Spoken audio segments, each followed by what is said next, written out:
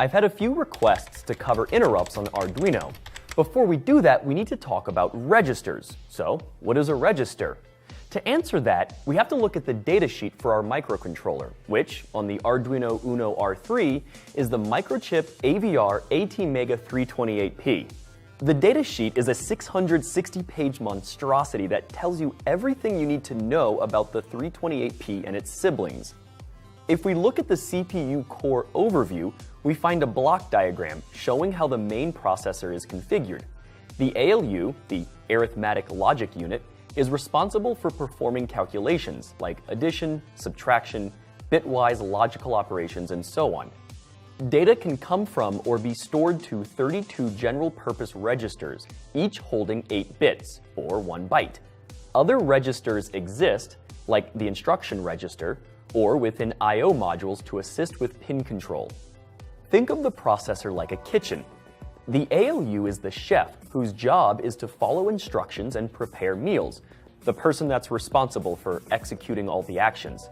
The chef is following a recipe, which is like the program you wrote, a series of instructions for the ALU. The pots, pans, and various bowls for prepping food are your registers. They're simply containers for holding food. In the processor, they're storage vessels for data. The general-purpose registers are used to hold data for calculations. The kitchen analogy breaks down when we start talking about special function registers. These registers have special hardware connected to them in the microcontroller die. Let's pretend that these tiny bins represent bits in a special function register. In our 328P, each register has 8 bits, and we are able to read and write to many, but not all, of these registers directly from code. For example, I can set a bit to 1, which I'll represent as a closed lid. The open lids represent the binary value 0. The register has the binary value 00100110. To calculate the decimal value from this binary number, we start from the rightmost bit and assign it the value 1. The next bit to the left has the value 2, then 4, then 8, 16, 32, 64, and 128. Notice that the value doubles each bit we go up. For the bits that are set to 1, we add up their assigned decimal values. For example, this would be 2 plus 4 plus 32, which is 38. If we were to write this value to a certain special function register in the microcontroller, it might cause corresponding hardware pins to go from 0 volts to 5 volts. In fact, we're going to do just that. Special function registers are used to control pins, set up interrupts, send and receive serial data, and so on. Note that registers are unique to each architecture. That means if you're developing on a 328P and you move to an ESP32, you'll need to learn a whole new set of register names. The 328P has 3 different types of memory. The first is program memory. This is where your code lives. When you write code for the 328P, it is compiled into machine code and stored here. It's the set of instructions, or recipe, for your processor to follow. Next is SRAM, or static random access memory. The interesting part is that our general-purpose registers, as well as the special function registers, at least the ones we have read or write access to, live in the first 256 spaces of SRAM on the 328P. So, to write to a special function register, we need to first find its address in SRAM, and then we specify what value we want to write to it in our program. The rest of the SRAM is used to hold values for things like variables when you define them in your code. Note that when you power down or reset your microcontroller, the SRAM is cleared, so you lose all your data here. Finally, there's electrically erasable programmable read-only memory, or EEPROM. It's often not considered part of the memory of the processor since it's usually on a separate bus. It also has much slower read and write times, but it's useful for storing data that needs to be saved between resets or when power is lost. If we look at the I/O ports overview section, we can see what a digital input-output pin looks like in a general sense. Note that on the 328P, every I/O pin can be configured to act as a digital input or a digital output, although some pins can adopt other functions like serial transmit, hardware interrupt, or analog to digital converter. Go up to the pin configurations section and take a look at the DIP package, which is the same one found on the Arduino Uno. You'll see that I/O pins are given a label P for port, a letter like B, C, or D, and a pin number. For example, we may want to toggle an LED on pin PD5, which stands for port D, pin 5.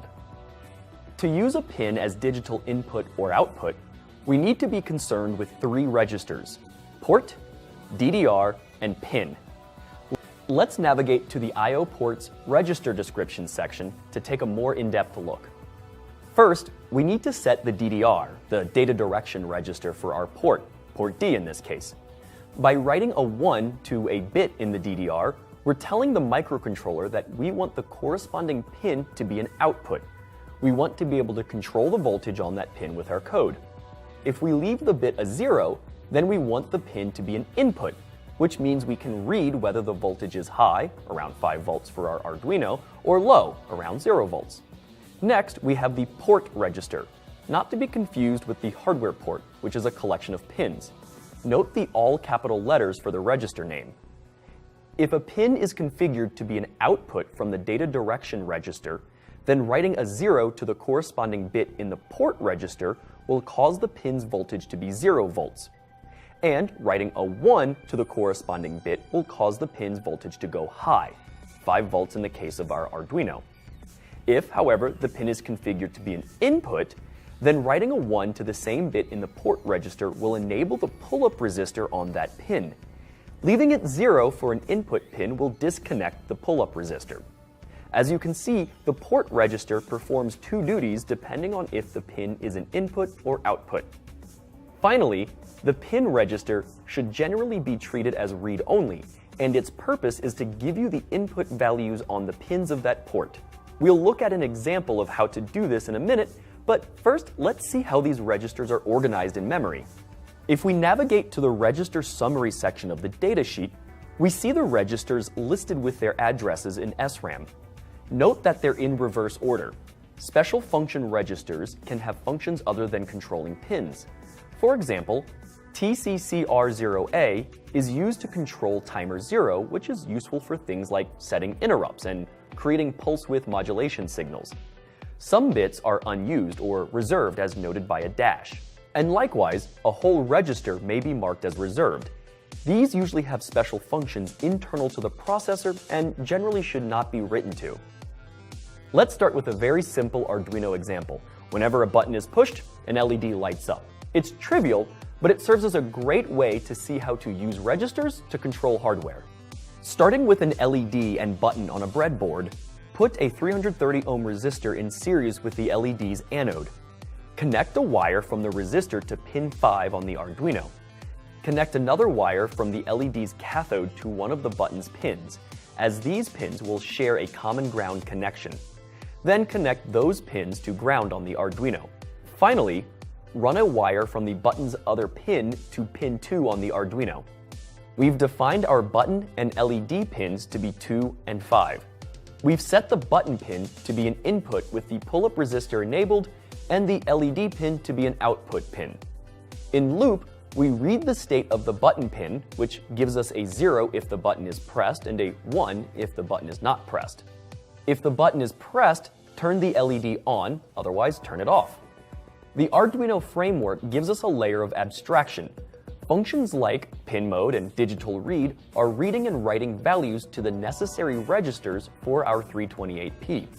Let's upload this code. Notice that this Arduino code takes 902 bytes of program space. This will be important later. Just to test, as we press the button, the LED lights up. Everything seems to be working. What we want to do now is rewrite our program so that we have the same functionality, but we're directly manipulating registers rather than relying on Arduino code. We need to look at the Uno R3 schematic and find the 328P controller. Here, we see that our button is attached to Arduino pin 2, which is PD2, port D pin 2, on the microcontroller. Likewise, Arduino pin 5, which is attached to our LED, is actually PD5. This means we need to manipulate the port D registers to read and write to these pins. Let's say that we have our 3 registers that control port D on the microcontroller. First, we'll set the DDRD register to binary 00100000, which tells the microcontroller that we want to use pin 5 on port D as an output for our LED, and leave the rest of the pins as input. Then, we want to write 00000100 to the port D register.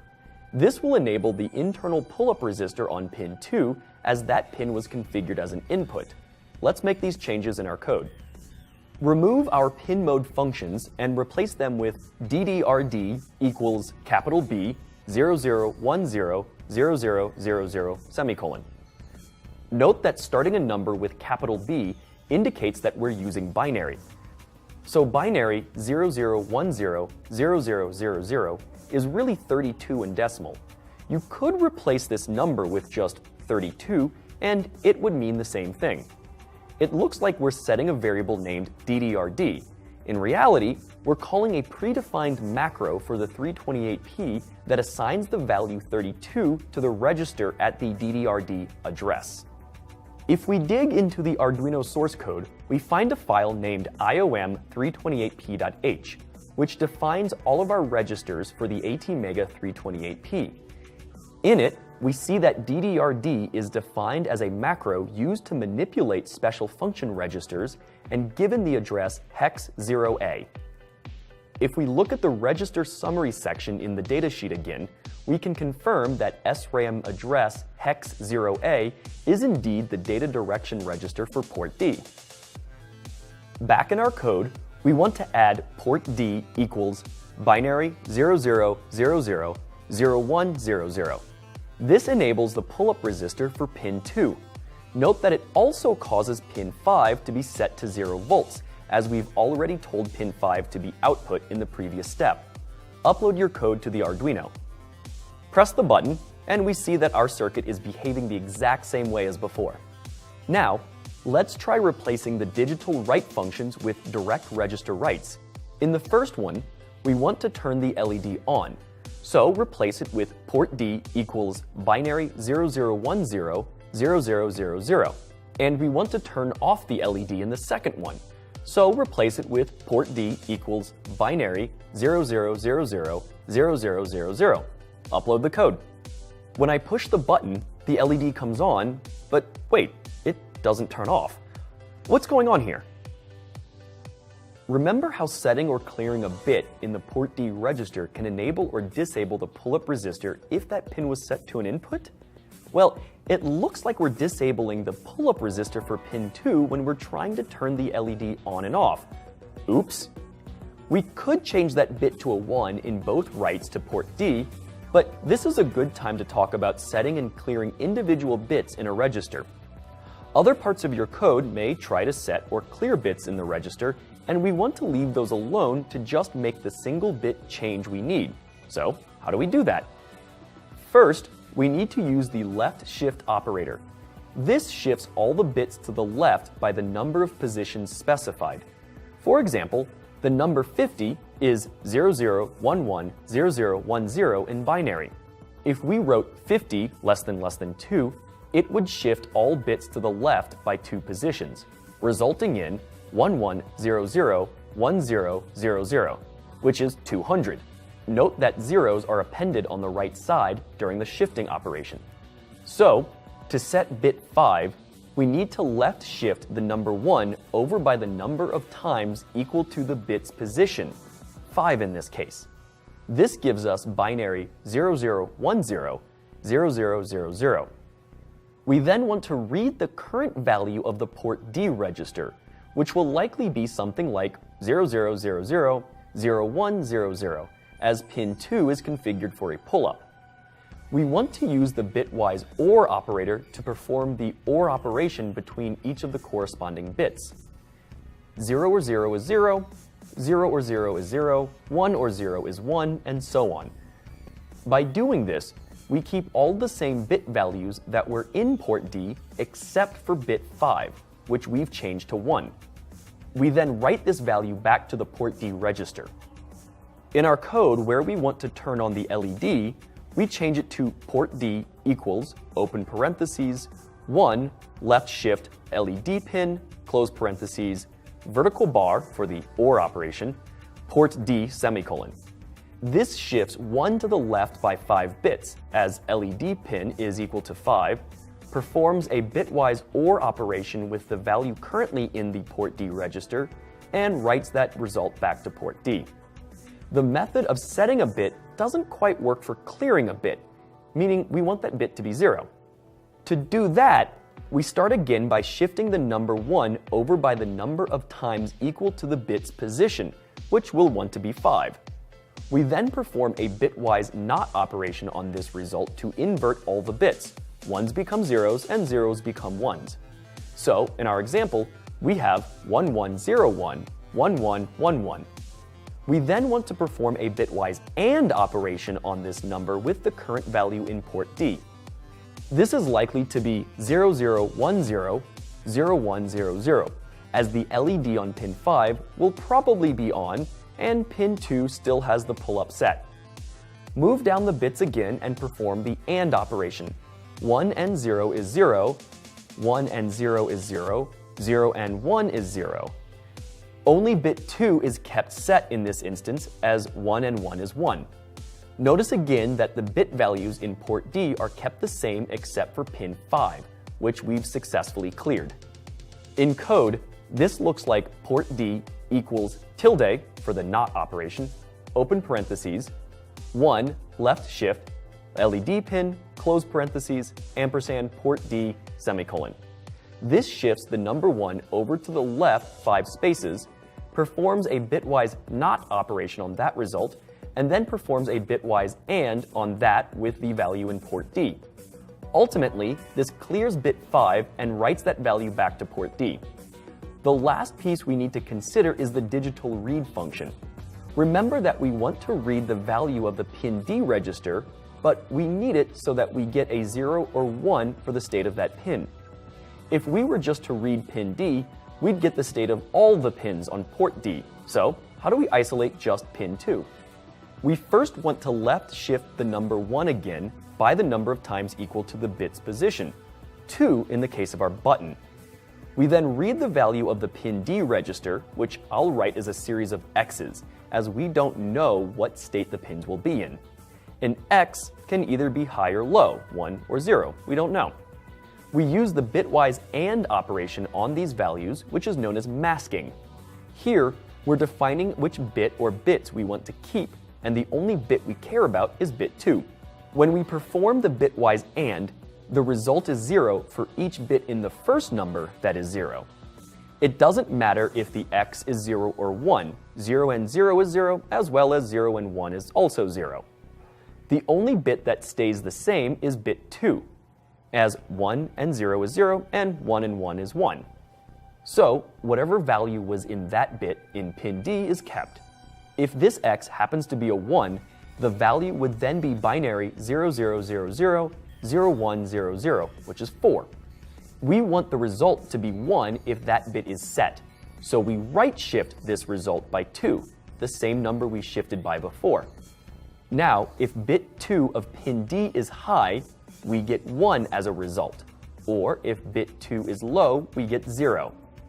In our code, we replace the digital read line with int btn equals open parentheses pin D ampersand open parentheses 1 left shift button pin close parentheses right shift button pin semicolon. This will set the btn variable to 1 if pin 2 is high or to 0 if pin 2 is low. Upload this program.